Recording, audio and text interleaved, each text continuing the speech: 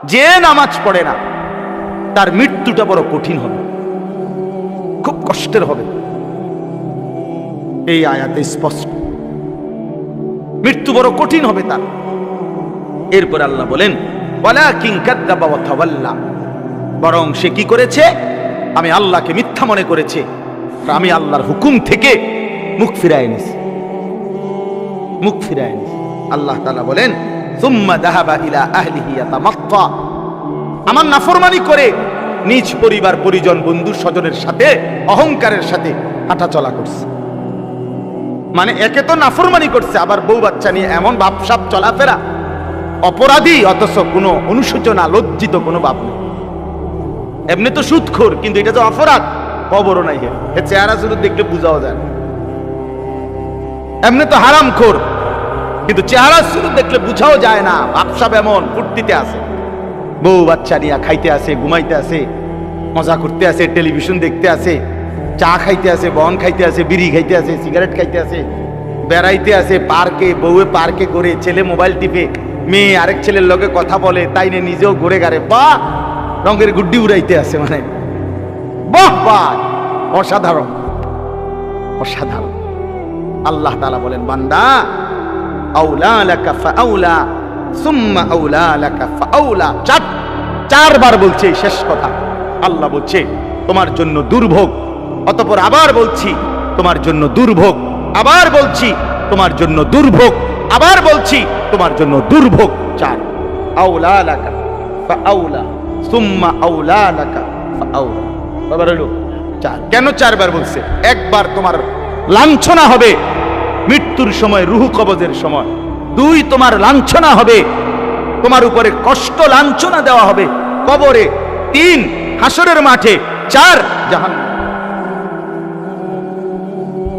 তুমি চার জায়গাতেই কষ্ট পাইবা বান্দা। আয়াহসাবুল ইনসানু আন ইউতরাকা সুদান, আল্লাহ তাআলা বলেন বান্দা মানুষ তুমি কি এই ভেবেছো আমি তোমাকে এমনি এমনি বানাইছি না? তোমারে দুগা ভাত খাওয়াই দেখা, এই দুনিয়া একটু চলতে ফিরতে দিছি দেখা তুমি মনে করছো আমি তোমাকে এমনি এমনি বানাইছি? কোনো উদ্দেশ্য নাই, কোনো টার্গেট নাই। এই জন্য ভাই শেষ কথা আমার, এতগুলো আয়াতের তরজমা বলে এই কথাই বুঝাইতে চাই, আমরা যেন আখিরাত না ভুলি। আল্লাহকে ভুলে গেলে আর জীবনের কিছুই থাকে না। রাসূলকে ছেড়ে দিলে মুমিনের আর কোনো মূল্যই থাকে না। ইসলামকে বাদ দিলে মুসলমানের আর কিছুই থাকে না। কোরআনকে না চিনলে ইমানদারের আর থাকে না। এই জন্য চলেন, এই অল্প কয়েকজন মানুষ কষ্ট করছেন, বৃষ্টির ভিতরেও কষ্ট করে আপনারা বসছেন কাদার মধ্যে। আল্লাহ তাআলা আপনাদের এই বসার মধ্যে বরকত দান করেন। যুবক ভাই, তোমাদের কাছে আমার অনুরোধ ভাই, স্বাভাবিক চুল রাখো ভাইয়া। এই জঙ্গলি চুল, এই সেলুন কাটিং চুল, এবং এই যে সামনে ডানে পিছনে বামে এই চুলগুলো যাদের বড় বিভিন্ন মডেলের সেলুন কাটিং, এই বিভিন্ন ডিজাইন, কসম আল্লাহর ভাইয়া এগুলা মুসলমানের চুল না। তুমি খবর নিও, এগুলা সরাসরি কাফেরের চুল, বেঈমানের চুল, মুরতাদের চুল, সরাসরি কাফেরের চুল। মুসলমান এত ফালতু হয় না। ইহুদিদের কাছে কোনো সঠিক আসমানি কিতাব যেটা আল্লাহ নাজিল করছিলেন মুসা নবীর উপরে, খোদার কসম সারা পৃথিবীর বর্তমানে যত ইহুদি তাদের কাছে সেই কিতাবটা নাই। যেটা আছে সেটা ভুল। খ্রিস্টানদের কাছে, সারা পৃথিবীর যে ইউরোপ কান্ট্রির যত খ্রিস্টান, এই আমেরিকা বলেন, লন্ডন বলেন, ইউরোপ বলেন, কোন খ্রিস্টানের কাছে, জাদুঘরেও চ্যালেঞ্জ, এটা প্রকাশ্যে বললাম, তারাও স্বীকার করে তাদের কাছে আল্লাহ কর্তৃক নাজিলকৃত যে আসমানি কিতাব ইনজিল ঈসা নবীর উপরে নাজিল হয়েছে যেটা, এটা নাই। আসলি কিতাব নাই তাদের কাছে। যেটা আছে এটা তাদের বানোয়াটি, তাদের নিজেদের রচিত। ঈসা আলাইহিস সালামকে আসমানে তুলে নেওয়ার কমপক্ষে 600 বছর পরে, আরো পরে, এটা নিজের বানায় বানায় লিখছে। সকালে একবার ঠিক করে, বিকালে একবার ঠিক করে। হ্যাঁ হ্যাঁ, মন মতো ঠিকঠাক করে। আসমানি কিতাব আবার ঠিক হয় কেমনে? এটা তো ঠিক হইয়াই নাজিল হইছে। কথা বোঝেন নাই আপনি? আচ্ছা, হিন্দু ধর্মের কোনো বই একটারও কোনো আসমানি কিতাবের সাথে কোনো সম্পৃক্ততাই নাই। এগুলো তাদের কারো না কারো বানানো। এই রামায়ণ, ভগবত, বেদ, পুরাণ, গীতা, এগুলো এদের বানানো হয় কিচ্ছা কাহিনী, গল্প, এই আজে বাজে কথাবার্তা যা আছে আছে, আচ্ছা যাক, কিন্তু আসমানি কিতাব না। কথা বুঝেন নাই কি? তাইলে কারো কাছে, শুধুমাত্র খোদার কসম মুসলমান ব্যতীত গোটা পৃথিবীর কারো কাছে আল্লাহ তাআলার পক্ষ থেকে নাজিলকৃত কিতাব নাই। শুধু আছে আমাদের কাছে একমাত্র। ১৫০০ বছরে আগে নবী সাল্লাল্লাহু আলাইহি সাল্লামের উপরে ঠিক যেই অক্ষরে নাজিল হইছে, যেই শব্দে, যেই অক্ষরে, ওই অক্ষর, ওই শব্দ, ওই উচ্চারণ, ওই তেলাওয়াত, ওই মাখরাজ, ওই হুবহু তরজমা, তাফসীর, ব্যাখ্যা, বিশ্লেষণ, আমল আজকে ১৫০০ বছর পর্যন্ত অবিকল অবিকৃত এখনো আছে। আলহামদুলিল্লাহ, আলহামদুলিল্লাহ। তাহলে আমাদের কাছে নিখুঁত কোরআন আছে। আমাদের নবী সর্বশ্রেষ্ঠ নবী। সব নবী শুধু নবী, আমাদের নবী সর্বশ্রেষ্ঠ নবী। সব নবী শুধু নবী, নিজ নিজ অঞ্চলের নির্ধারিত সীমানা পর্যন্ত নবী। কেউ ২০০ বছর, কেউ ৩০০ বছর, কেউ ধরেন ৯৫০ বছর, কেউ ৪০০ বছর, কেউ ৩০০ বছর। ধরেন যেই নবী যেদিন হায়াত পাইছে অদ্দিনের নবী। আমাদের নবী সাল্লাল্লাহু আলাইহি ওয়াসাল্লাম ইসরাফিলের ফু দেওয়া পর্যন্ত, কিয়ামত পর্যন্ত তিনিই শুধু নবী। তিনি খাতামুন নবিয়্যিন, তিনি আখিরি নবী, তিনি আখিরি নবী। তাহলে তিনি সর্বশ্রেষ্ঠ নবী, তিনি সর্বশেষ নবী, তিনি পূর্ণাঙ্গ নবী।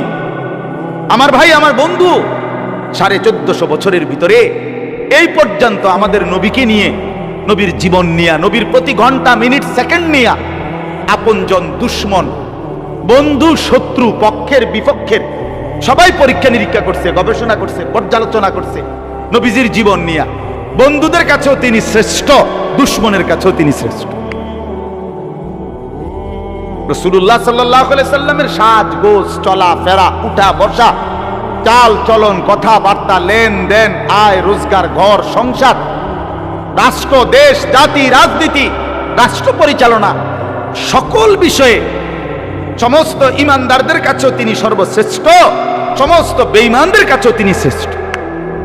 কারো গবেষণায় এই পর্যন্ত পৃথিবীতে আল্লাহ রাসূল সাল্লাল্লাহু আলাইহি সাল্লামের চাইতে শ্রেষ্ঠ কোনো মানুষ কারো গবেষণায় প্রমাণিত হয় নাই।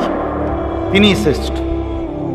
তাহলে কোরআন সর্বশ্রেষ্ঠ, রাসূল সর্বশ্রেষ্ঠ, ইসলাম ধর্ম পূর্ণাঙ্গ সর্বশ্রেষ্ঠ, আল্লাহ সর্বশ্রেষ্ঠ। এরপরেও এই ৪টি নিয়ামত তোমারে দেওয়ার পরে তুমি হারায় গেলা কেন? তুমি নষ্ট হয়ে গেলা কেন? বরবাদ হয়ে গেলে কেন? এই জন্য ভাই আমার, আল্লাহর দোহাই, যে নামাজ পড়ে না তার মৃত্যুটা বড় কঠিন হবে, খুব কষ্টের হবে। এই আয়াতে স্পষ্ট, মৃত্যু বড় কঠিন হবে তার। এরপর আল্লাহ বলেন, ওয়ালাকিন কাযযাবা ওয়া তাওয়াল্লা, বরং সে কি করেছে? আমি আল্লাহকে মিথ্যা মনে করেছে, আর আমি আল্লাহর হুকুম থেকে মুখ ফিরায় নিয়েছি, মুখ ফিরায় নিয়েছি। আল্লাহ তাআলা বলেন, সুম্মা যাহাবা ইলা আহলিহি ইয়াতামাত্তা, আমার নাফরমানি করে নিজ পরিবার পরিজন বন্ধু স্বজনের সাথে অহংকারের সাথে হাঁটাচলা করছে। মানে একে তো নাফরমানি করছে, আবার বউ বাচ্চা নিয়ে এমন ভাবসাব চলাফেরা, অপরাধী অথচ কোনো অনুশোচনা, লজ্জিত কোনো ভাব নেই। এমনি তো সুদখোর, কিন্তু এটা যে অপরাধ খবরও নাই। এর চেহারা শুরু দেখলে বোঝাও যায়।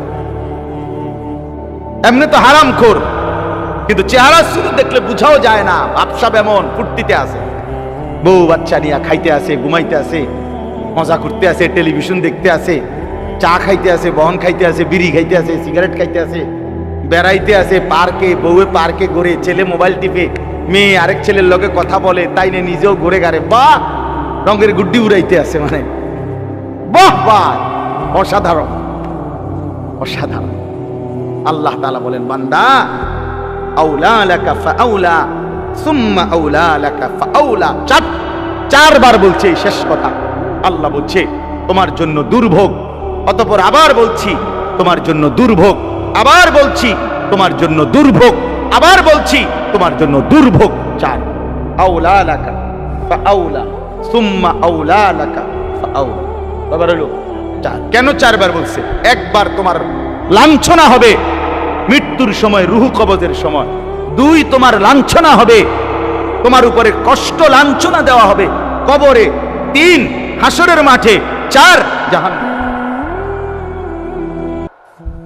তুমি 4 জায়গাতেই কষ্ট পাইবা বান্দা। আয়াহসাবুল ইনসানু আন ইউতরাকা সুদান।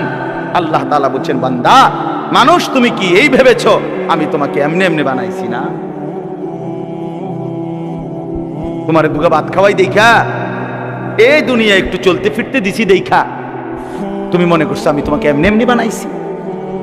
কোনো উদ্দেশ্য নাই, কোনো টার্গেট নাই। এই জন্য ভাই শেষ কথা আমার, এতগুলো আয়াতের তরজমা বলে এই কথাই বুঝাইতে চাই, আমরা যেন আখিরাত না ভুলি। আল্লাহকে ভুলে গেলে আর জীবনের কিছুই থাকে না। রাসূলকে ছেড়ে দিলে মুমিনের আর কোনো মূল্যই থাকে না। ইসলামকে বাদ দিলে মুসলমানের আর কিছুই থাকে না।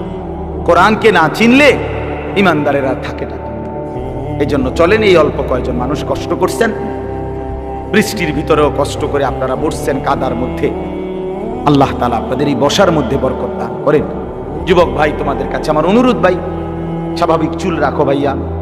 এই জঙ্গলি চুল, এই সেলুন কাটিং চুল, এবং এই যে সামনে ডানে পিছনে বামে এই চুলগুলো যাদের বড় বিভিন্ন মডেলের সেলুন কাটিং, এই বিভিন্ন ডিজাইন, কসম আল্লাহর ভাইয়া এগুলা মুসলমানের চুল না।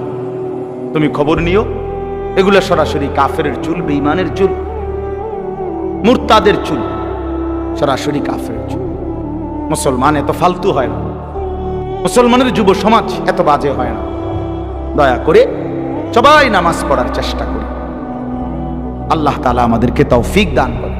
একটা মাদ্রাসা, আমার শায়েখ সবসময় বলে, আল্লামা মুফতি মুশতাকুর নবী সাহেব, মাদ্রাসা 3 জিনিস চায়: মুসলমানের দোয়া, মুসলমানের সন্তান, মুসলমানের সম্পদ, মাল দৌলত, দান সাদাকা। এই জন্য আমারও অনুরোধ রইল, মাদ্রাসার জন্য দোয়া করবেন, মাদ্রাসায় আপনাদের সন্তানদেরকে পড়তে দিবেন, এবং মাদ্রাসায় নিয়মিত দান সাদাকা করবেন। আলহামদুলিল্লাহ, আল্লাহ তাআলা কবুল করে নেন। আপনাদের সকলের আন্তরিকতায় আল্লাহ তাআলা এই মাদ্রাসাটিকে বরকত দান করেন। ছেলেরা, যুবকরা সবাই আজকের থেকেই নামাজ শুরু করেন। নামাজ পড়লে চেহারা সুন্দর হবে, আখলাক সুন্দর হবে, চলাফেরা সুন্দর হবে। পকেটে কয়টা একটু টয়লেট পেপার রাখলে, পেশাব পায়খানার পরে টয়লেট পেপার ব্যবহার করলে, পানি ব্যবহার করলে শরীর পবিত্র থাকে। আর পবিত্র শরীরে নামাজের কথা ফেরেশতা মনে করাই দেয়। আমাদের অনেক ছেলে পেলে বলে, মূল একটা বড় বিষয়, কেন নামাজ পড়ে না? শরীর না ফালতু। হ্যাঁ, কাপড় ভালো না, প্যান্ট ভালো না, প্যান্ট ভালো। 18 বছরের দামরা মুত্তা ফানি লয় না, দামরা এটা। হ্যাঁ, এত বড় দামরা পেশাব করে পানি নেয় না, খারাইয়া মুত্তা হাইটাই করে। এর চাইতে নিকৃষ্ট রুচির, এত নিম্ন রুচির মানুষ হয় না। এত একেবারে নিচু মানুষ। মিয়া 6 মাসের বাচ্চাও তো মিয়া পেশাব করে দিলে চিৎকার শুরু করে, কান্দে। দেখবেন না বাচ্চা কান্দে না? কান্দে কেন? তার মারে ডাকে, হাফ প্যান্ট দেয়, বদলাও, হাফ প্যান্ট বদলাও, বুঝতে লাইছি কি? ঠিক এত বছর এত বড় বেড়া, এ বেড়া এখনো পেশাব কইরা, আবার এই পেশাবের ফোঁটা এগুলা প্যান্টে। যেই কোনো পুরুষ পেশাব করিলে কিছুক্ষণ ঢিলা, টয়লেট পেপার ব্যবহার না করলে, একটু সময় অপেক্ষা না করিলে পেশাবের ফোঁটা পড়বেই। এটা তার সৃষ্টিগত, এটা অসুখ, রোগ না। তো এরপরে তো চেইন টান দিল যে বাকি ফোঁটাগুলো তো প্যান্টে পড়লো। এবারে যদি 10 বার পেশাব করে, 5 বার পেশাব করে, প্রত্যেকবারে যদি 5-6 ফোঁটা করে প্যান্টে জমা হয়, তো আজকের সারাদিনে জমা খরচ কত হইল? কি অসাধারণ, কি অসাধারণ দুর্গন্ধ নিয়া অপদার্থ ঘুমায়। হ্যাঁ, ছি ছি ছি ছি ছি, মুদ্রা ফানিলই তো জানে না। এ কয় হে ভদ্র। আল্লাহ আমাদেরকে বিবেক দান করেন, আল্লাহ আমাদেরকে দ্বীন দান করেন। আমাদের মা বোন যারা আছেন, পর্দা পুশিদার মধ্যে রাখেন। যে নারীর পর্দা নাই সে কোনো নারী না, তার মধ্যে নারীত্বই নেই। রাসূলুল্লাহ সাল্লাল্লাহু আলাইহি সাল্লাম বলছেন, নারী মানেই আওরাত, আওরাত আল মারআতু আওরাত। নারী মানেই যে পর্দায় থাকে, আড়ালে থাকে, গোপন থাকে, লুকিয়ে থাকে। অতএব আল্লাহ তাআলা যেন আমাদের মা বোনদেরকেও পর্দানশীল হিসাবে কবুল করে নেন। আলহামদুলিল্লাহ রাব্বিল আলামিন। আল্লাহুম্মা আনতাস সালাম ওয়া মিনকাস সালাম তাবারাকতা ইয়া যাল জালালি ওয়াল ইকরাম ইয়া আরহামার রাহিমিন ইয়া আরহামার রাহিমিন ইয়া আরহামার রাহিমিন। ربنا ظلمنا أنفسنا وإن لم تغفر لنا وترحمنا لنكونن من الخاسرين ربنا آتنا في الدنيا حسنة وفي الآخرة حسنة وقنا عذاب النار رب ارحمهما كما ربياني صغيرا ربنا هب لنا من أزواجنا وذرياتنا قرة أعين وجعلنا للمتقين إماما মওলাই করিম আপনি মাফ করে দেন, রব্বে করিম আপনি মাফ করে দেন, বেশুমার গুনাহ মাফ করে দেন, আগামী জিন্দেগি সুন্দর করে দেন, ঈমান আমলের দৌলত দান করেন, ইজ্জত আফিয়ত দান করেন, তাকওয়া তহারত দান করেন, গুনাহমুক্ত জীবন গড়বার তৌফিক দান করেন। আল্লাহ আপনার বন্দিগির মহব্বত দান করেন, আখিরাতের ফিকির দান করেন, দুনিয়ার ভালোবাসা কমায়া দেন, আখিরাতের ভালোবাসা বাড়িয়ে দেন। আল্লাহ সেজদাওয়ালা কপাল বানিয়ে দেন, কাঁদনেওয়ালা চোখ বানিয়ে দেন, জিকিরওয়ালা জবান বানিয়ে দেন, মোহব্বতওয়ালা দিল বানিয়ে দেন, সুন্নতওয়ালা বন্দিগিওয়ালা জিন্দিগি বানিয়ে দেন। আল্লাহ যুবক ছেলেগুলোকে নামাজি বানিয়ে দেন, চরিত্রবান বানিয়ে দেন। মাওলাই করিম এদের চুল সুন্দর করে দেন, এদের শরীর পবিত্র করে দেন, এদের আখলাক পবিত্র করে দেন, এদের কলিজা ইমানের ভালোবাসা দেন, নামাজের মহব্বত দান করেন। আমার বয়স্ক বাবা চাচাদেরকে আরো বেশি নেক আমলের তৌফিক দান করেন। আল্লাহ মা বোনদেরকে পর্দা খুশিদা দান করেন। মাদ্রাসা খানা কবুল করে নেন আল্লাহ, এই মাদ্রাসা খানা কবুল করে নেন। প্রথম দিন থেকে পর্যন্ত জায়গা দিয়ে, জমি দিয়ে, টাকা দিয়ে, পয়সা দিয়ে, বুদ্ধি দিয়ে, পরামর্শ দিয়ে যারা যখন যত খেদমত করেছে মাওলা, আপনি সকলকে উত্তম বিনিময় দান করেন। যারা কবরে চলে গেছে মাফ করে দেন, কিয়ামত পর্যন্ত কবরের আযাব মাফ করে দেন। যারা জীবিত আছে তাদেরকেও মাফ করে দেন। আল্লাহ মাদ্রাসার সাথে মহল্লাবাসীকে জুড়ে থাকবার তৌফিক দান করেন।